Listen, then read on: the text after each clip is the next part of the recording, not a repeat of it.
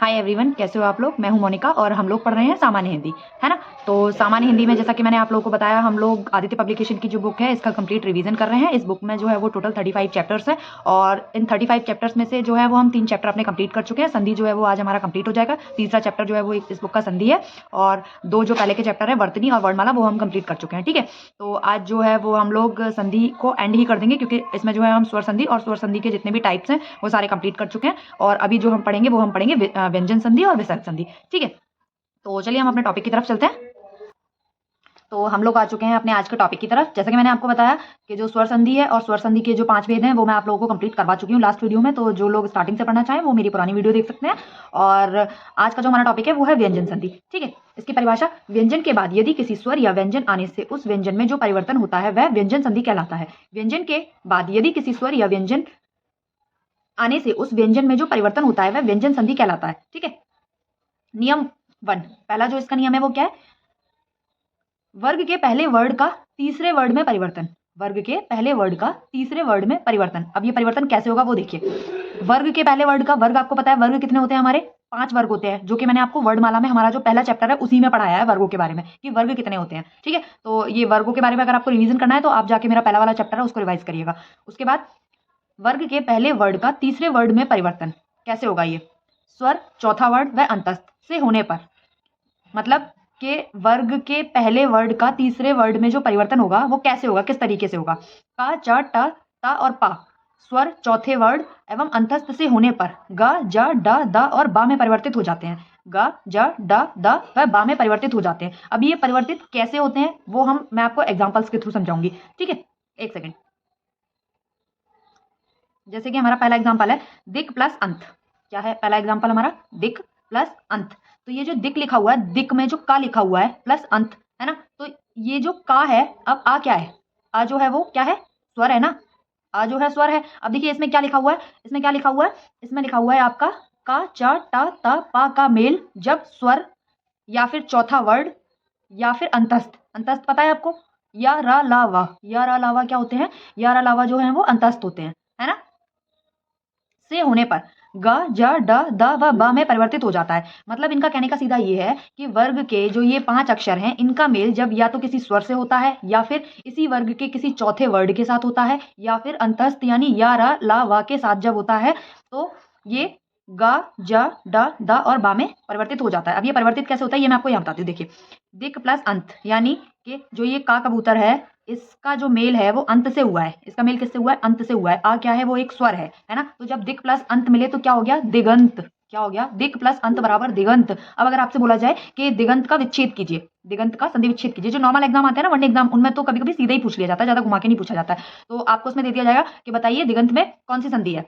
अब आपको कैसे पता चलेगा कि कौन सी संधि है, तो आपको पहले इसका विच्छेद करना पड़ेगा ना, इन दोनों को अलग अलग करना पड़ेगा। तो जब आप दिगंत को अलग करेंगे तो क्या करेंगे, दिक को अलग कर लेंगे, अंत को अलग कर लेंगे। जब दिक और अंत अलग हो जाएंगे तब आप दिक में क्या देखेंगे कि इसमें तो का आ रहा है, और का क्या होता है, ये वर्ग, वर्ग का पहला अक्षर होता है। का जो होता है वो वर्ग का पहला अक्षर होता है। और आ जो है, आ जो आ गया, आ क्या होता है, आ जो है वो एक स्वर है ना। तो जब, अब यहाँ पे अगर आपको ये नियम याद है कि का मेल अगर किसी स्वर से हो जाता है तो वो गा में परिवर्तित हो जाएगा। का प्लस स्वर बराबर जो है वो गा हो जाएगा। तो दिक प्लस अंत क्या हो गया, दिगंत हो गया। ठीक है, सेकंड दिक प्लस गज क्या हो गया, ये भी गा में परिवर्तित होगा, दिग्गज हो जाएगा। वाक प्लस ईश क्या होगा, वाक प्लस ईश क्या होगा, वागीस होगा। दिक प्लस विजय क्या होगा, दिग्विजय होगा। अच प्लस अंत क्या होगा, अजंत होगा, है ना। अच, अब देखो यहाँ तक तो हमने ये का के एग्जाम्पल समझ लिए। अब हम आ जाते हैं चा पे। चा क्या है, दूसरे वर्ग का पहला अक्षर है। चा जो है वो दूसरे वर्ग का पहला अक्षर है ना।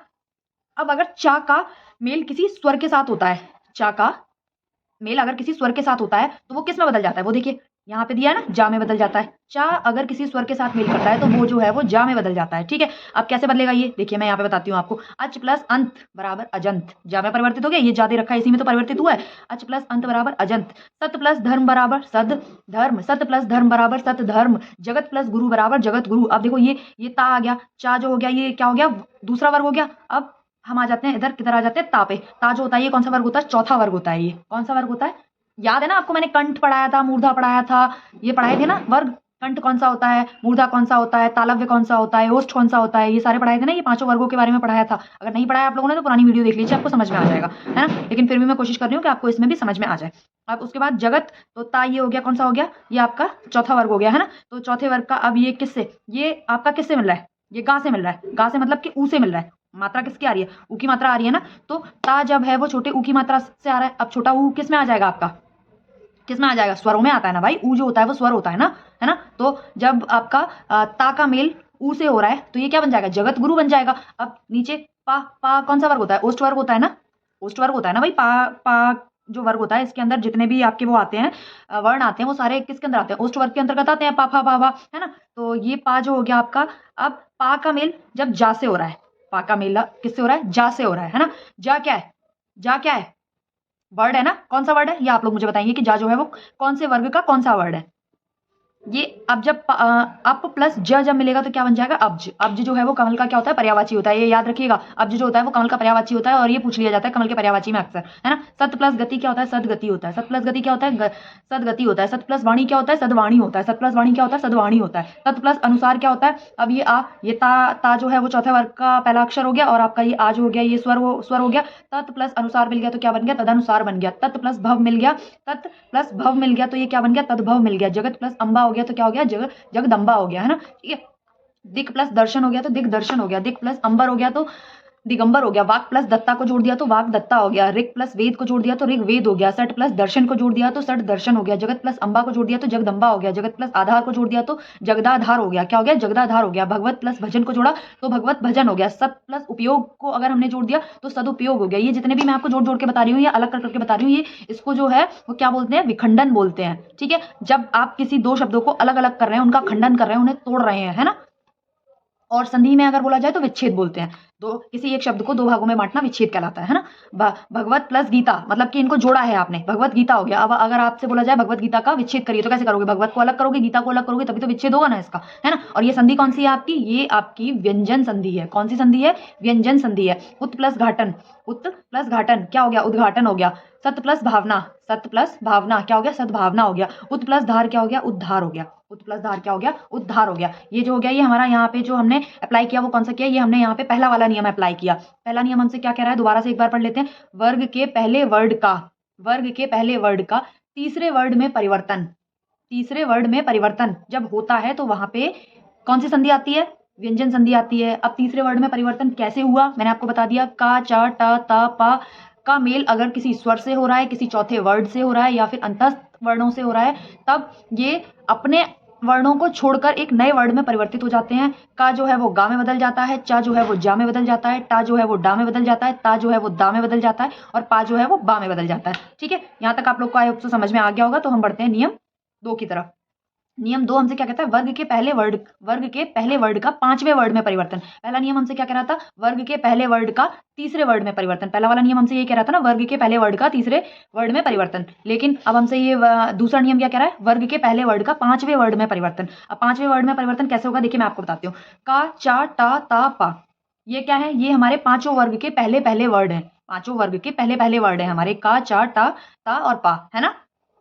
उसके बाद इनका जब हमारा मेल किससे हो रहा है, अनुनासिक वर्ड से होने पर, केवल ना व मा, ना व मा। अनुनासिक वर्ड कौन से होते हैं, अनुनासिक वर्ड जो है वो मैं आपको बता चुकी हूँ। अंग, अंग और वो बताए थे ना मैंने, अंग की बिंदी और विसर्ग जो आता है तो उसको क्या बोलते हैं, उसको अनुनासिक। वर्णमाला में ये सब कुछ मैं आप लोगों को पहले पढ़ा चुकी हूँ, ये मुझे दोबारा बताने की जरूरत तो नहीं है, लेकिन फिर भी आप लोग की नॉलेज के लिए मैं ये चीज आप लोग को दोबारा बता देती हूँ। अनुनासिक वर्णों से होने पर मतलब का, चा, टा, ता, पा का मेल अगर अनुनासिक वर्ड से होता है, होने पर केवल ना व मां अनुनासिक ध्वनियों में बदल जाता है। ना व मां अनुनासिक ध्वनियों में बदल जाता है। अब देखिए कैसे बदलेगा, एग्जाम्पल के थ्रू समझाती हूँ। जैसे वाक प्लस मैं, वाक प्लस मैं। अब वाक क्या है, वाक क्या है, वाक में का क्या है, वर्ग का पहले वर्ग का पहला अक्षर है का। अब इसको जब मैं के साथ जोड़ा, मानो का मेल जब मां के साथ हुआ तो किस में बदल गया, ये डा में बदल गया ना। क्या हो गया, वाक प्लस मय बराबर क्या हो गया, वांगमय। इसको जो है वाडमय नहीं बोलेंगे, इसको वांगमय बोलते हैं। क्या बोलते हैं, वांगमय, है ना। तो वाक प्लस मय बराबर क्या हो गया, वांगमय हो गया, है ना, वांगमय हो गया ना। प्लस अब हम आ जाते हैं ता पे। ता कौन सा हो गया, वर्ग का चौथा वर्ड हो गया। वर्ग का चौथा वर्ड कौन सा होता है, ता। अब जब इसका मेल माँ के साथ हुआ तो क्या हो जाएगा, उत प्लस मत जब मिलेंगे तो क्या हो जाएगा, उन्मत्त। ये किस में बदल गया, ये ना में बदल गया। किस में बदल गया, आधे ना में बदल गया। तो उत प्लस मत बराबर क्या हो गया, उन्मत्त हो गया। सत प्लस मित्र, सत प्लस मित्र है ना। सा का मेल जब माँ से हुआ तो किसमें बदल गया, सन मित्र में बदल गया, किसमें बदल गया, सन मित्र में बदल गया। उत प्लस मेष, उत प्लस मेष बराबर क्या हो गया, उन्मेष हो गया। सट प्लस मास बराबर सट मास हो गया। तत् प्लस मय बराबर तन्मय हो गया, तत् प्लस मय बराबर क्या हो गया, तन्मय हो गया। सत प्लस मार्ग बराबर क्या हो गया, सन मार्ग हो गया। उत प्लस नयन बराबर क्या हो गया, उन्नयन हो गया। उत प्लस नयन बराबर क्या हो गया, उन्मय हो गया, है ना।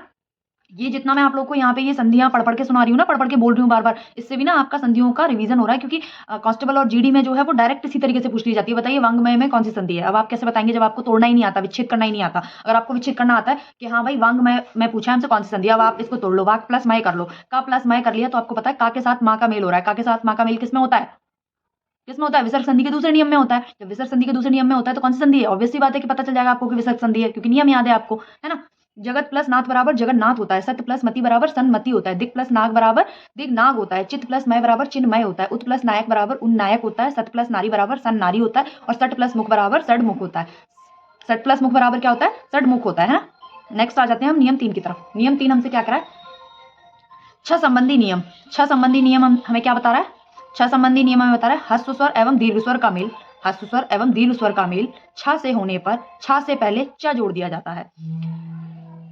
क्या नियम है, नियम तीसरा क्या है, छ संबंधी नियम है। नियम क्या है, ह्रस्व स्वर एवं दीर्घ स्वर का मेल छ से होने पर छ से पहले च जोड़ दिया जाता है। ठीक है। अब जिन लोगों को पता होगा ह्रस्व स्वर दीर्घ स्वर क्या होते हैं वही तो छ से जोड़ पाएंगे उसको, जिनको यही नहीं पता ह्रस्व स्वर दीर्घ स्वर क्या होते हैं। ह्रस्व स्वर मैं आपको बताती हूँ, वर्णमाला में पढ़ा है। वर्णमाला इसी वजह से पहला चैप्टर है क्योंकि आगे की हिंदी के काफी सारे चैप्टर ऐसे होते हैं जो अगर आपने वर्णमाला नहीं पढ़ी है तो आपको समझ में नहीं आएंगे, इसलिए मैंने सबसे पहले आपको वर्णमाला ही पढ़ाई है। ठीक है। अब फिर भी मैं बताती हूँ ह्रस्व स्वर कौन कौन से होते हैं। ह्रस्व स्वर होते हैं अ ई उ री, जिनके पीछे कोई भी बड़ी मात्रा नहीं होती है, जिनको बोलने के लिए हमें कोई ज्यादा तकलीफ करने की जरूरत नहीं होती है, जिनको बोलने के लिए हमें पूरा मुंह नहीं खोलना पड़ता है, बड़े आराम से जिन चार शब्दों को हम चार वर्णों को हम बोल सकते हैं वो ह्रस्व स्वर होते हैं। ह्रस्व का मतलब ये छोटे होते हैं। ठीक है। तो कौन कौन से होते हैं, ह्रस्व स्वरों की संख्या जो है वो डायरेक्ट पूछ ली जाती है। ह्रस्व स्वरों की कितनी संख्या है, 4 संख्या है। ह्रस्व स्वर कौन कौन से होते हैं, अ ई उ री। ह्रस्व स्वर कौन कौन से होते हैं, अ ई उ री, अ ई उ री। कौन कौन से स्वर है, ये ह्रस्व स्वर होते हैं। दीर्घ स्वर है ना, दीर्घ स्वर कौन से होते हैं, जिनको बोलने के लिए हमें बड़ी मेहनत करनी पड़ती है, बड़ी मेहनत करनी पड़ती है, बड़ा सा मुंह खोलना पड़ता है, बड़ी मेहनत के साथ बोलना पड़ता है, वो कौन से होते हैं, दीर्घ स्वर होते हैं।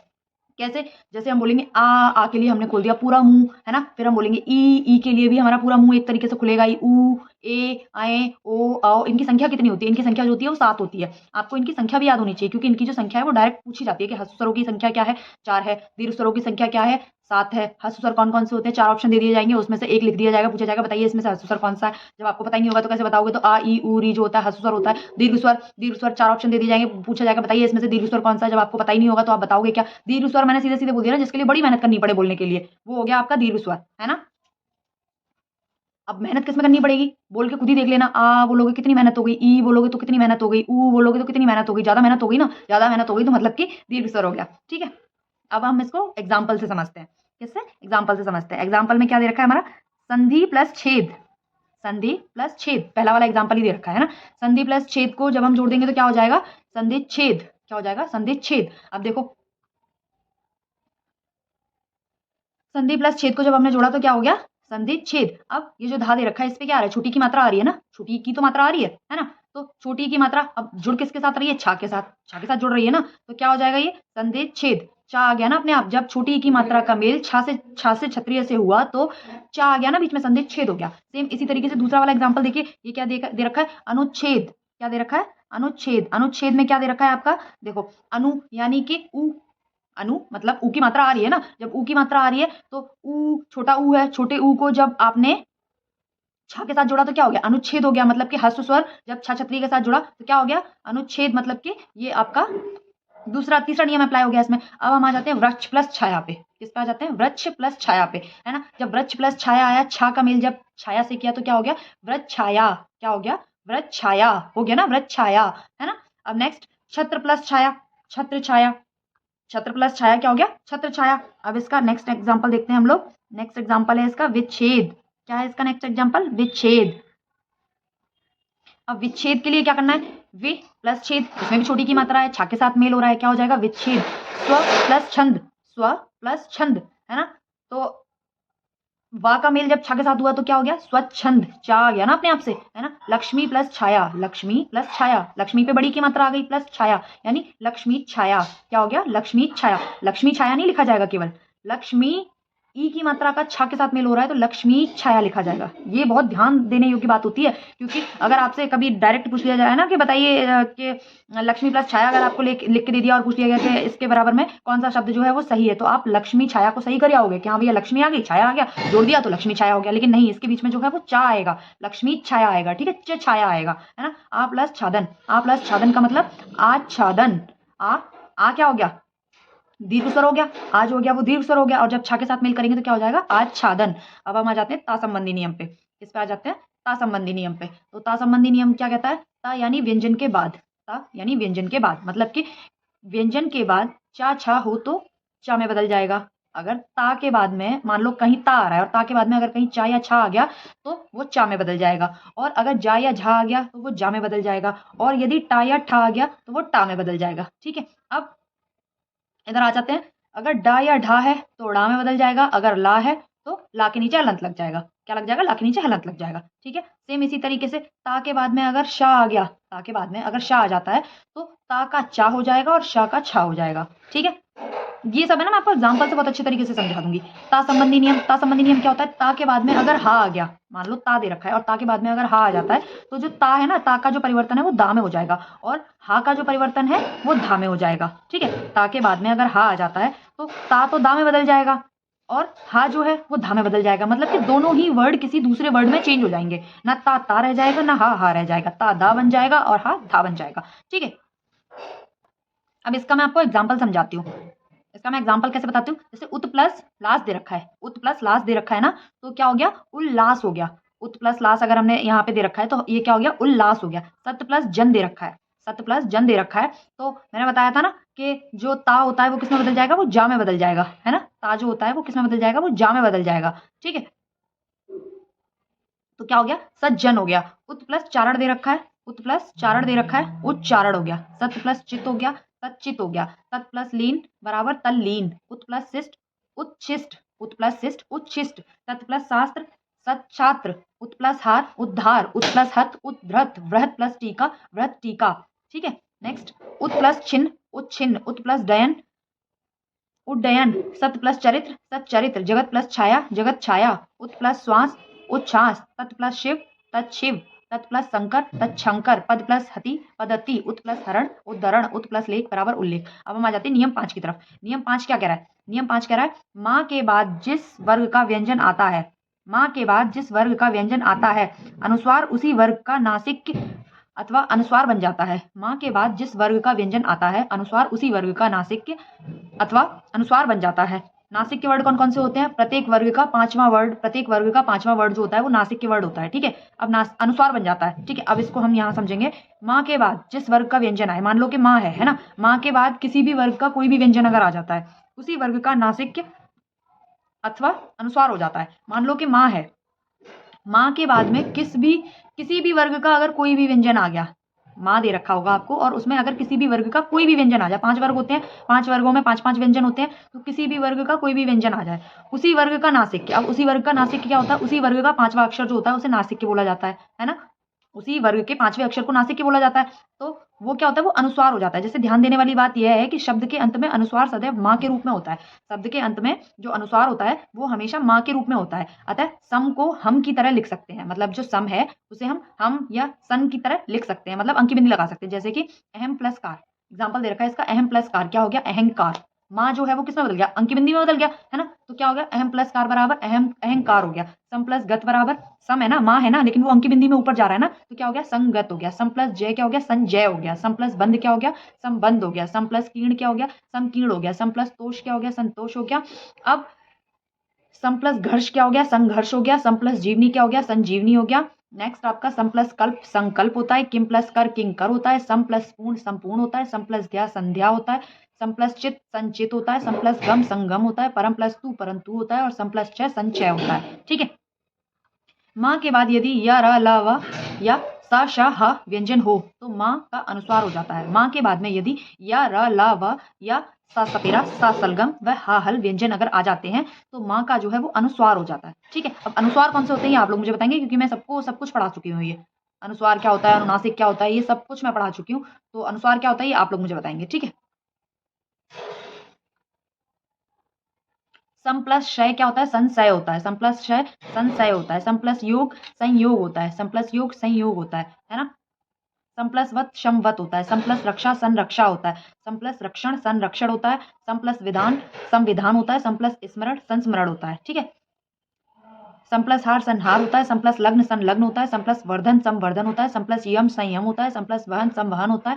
और सम प्लस युक्त संयुक्त होता है। और सम प्लस रक्षक संरक्षक होता है। माँ से परे यदि माँ वर्ड आए तो माँ का द्वित्व हो जाता है। माँ से परे यदि माँ वर्ड आ जाए तो माँ का द्वित्व हो जाता है। ठीक है। सम प्लस मान बराबर सम्मान हो गया। सम प्लस मिश्रण बराबर सम्मिश्रण हो गया। सम प्लस मिलित बराबर सम्मिलित हो गया। अगर दो माँ एक साथ आ रहे हैं तो एक माँ जो है वो आधे माँ में बदल जाता है। सीधी बात इसकी कहने की ये है। ठीक है। कभी कभी क्या होता है, किताब को किताब की लैंग्वेज में ना समझ के अपनी लैंग्वेज में अगर समझोगे तो ज्यादा समझ में आ जाएगा। इसमें क्या दे रखा है? माँ से परे यदि माँ वर्ड आ जाए। माँ से परे यदि माँ वर्ड आ जाए मतलब क्या है? तो माँ का द्वित्व हो जाता है। द्वित्व मतलब ये है कि माँ जो होता है ना वो मतलब दो की जगह एक माँ जो है वो आधा हो जाता है ना। सम प्लस मोहन बराबर सम मोहन हो जाता है। सम प्लस मानित बराबर सम्मानित हो जाता है। और सम प्लस मति बराबर सम्मति हो जाता है। अब आ जाते हैं हम नियम 6 की तरफ। नियम 6 क्या कह रहा है? ना का णा यदि रे र या शा के बाद ना व्यंजन आता है तो उसका णा हो जाता है, भले ही बीच में का वर्ग पा वर्ग अनुस्वार या य व ह आदि में से कोई भी एक वर्ड क्यों ना आ जाए। ध्यान दें, च वर्ग टा वर्ग ता वर्ग सा और श का व्यवधान होने पर ना को णा नहीं होता है। यथा दुर्जन अर्जुन दर्शन रसना अर्चना पर्यटन रतन आदि, ये इनके एग्जाम्पल हो गए। ठीक है। नेक्स्ट परि प्लस मान बराबर परिणाम हो गया। कृष प्लस ना बराबर कृष्ण कृष प्लस ना बराबर कृष्ण हो गया। परि प्लस नाम बराबर परिणाम हो गया। शोष प्लस अन बराबर शोषण हो गया। विष प्लस नु बराबर विष्णु हो गया। प्र प्लस मान बराबर प्रमाण हो गया। पूर प्लस ना बराबर पूर्ण हो गया। और आपका त्रश प्लस ना बराबर तृष्णा। भूष प्लस अन बराबर भूषण। रे प्लस ना बराबर ऋण। भर प्लस ना बराबर भरण। राम प्लस अयन बराबर रामायण। हर प्लस ना बराबर हरण। और परि प्लस नय बराबर परिणय। अब आ जाते हैं हम नियम 7 की तरफ। नियम 7 क्या कह रहा है? सा का शा यदि श व्यंजन से पहले अ या आ से भिन्न कोई भी स्वर आ जाता है तो सा का श हो जाता है। ठीक है। सा या शा। नियम क्या है? 7वां नियम क्या है? सा सपेरा व सा षटकोण। ठीक है। यदि अब इस नियम को हम समझेंगे अपनी लैंग्वेज में। यदि सा व्यंजन से पहले मतलब सा सपेरा जो व्यंजन है उससे पहले यदि छोटा आ या बड़ा आ से अलग कोई भी स्वर अगर आ जाता है तो सा सपेरा जो है वो सा षटकोण में बदल जाता है। ठीक है। अब हम समझेंगे एग्जाम्पल के थ्रू। अभी प्लस शेख क्या हो गया? अभी प्लस शेख बराबर क्या हो गया? अभिषेक हो गया, है ना। अब देखो ये क्या हो गया? ये अभी प्लस शेक जब हमने कर रखा है तो जो सेक दे रखा है ना, सेक में सा आ रहा है ना। अब सा से पहले देखो कौन सा स्वर आ रहा है।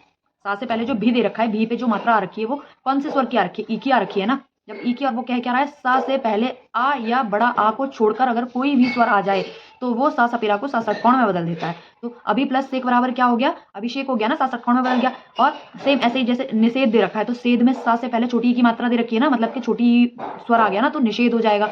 वे प्लस शम बराबर विषम हो जाएगा। नि प्लस सिद्ध बराबर निषिद्ध हो जाएगा। और सु प्लस सुप्ति बराबर सुषुप्ति हो जाएगा। अभि प्लस शिक्त बराबर अभिषिक्त हो जाएगा। और अनु प्लस संगी बराबर अनुसंगी हो जाएगा। और सु प्लस क्षमा बराबर सुषमा हो जाएगा। क्या हो जाएगा? सुषमा हो जाएगा।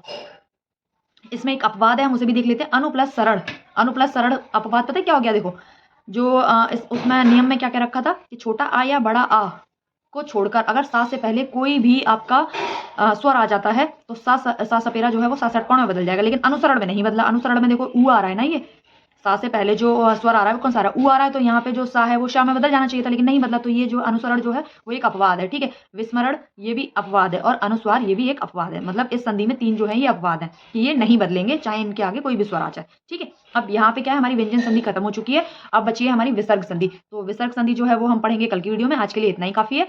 और विसर्ग संधि को कल हम कंप्लीट कर लेंगे पूरा। और अगर वीडियो अच्छी लगी हो तो वीडियो को लाइक कर दीजिएगा, चैनल को सब्सक्राइब कर दीजिएगा। बाकी का जो विसर्ग संधि है और जो विसर्ग संधि के बाद, विसर्ग संधि ज़्यादा देर की नहीं है, 10 या 5 मिनट की है, 10 मिनट की है ज़्यादा से ज़्यादा। विसर्ग संधि कंप्लीट करने के बाद फिर जो है हम इसके प्रैक्टिस सेट लगाएंगे। प्रैक्टिस सेट के करीब 250 से 300 क्वेश्चन है। संधि के सारे क्वेश्चन मैं आप लोगों को लगवा दूंगी।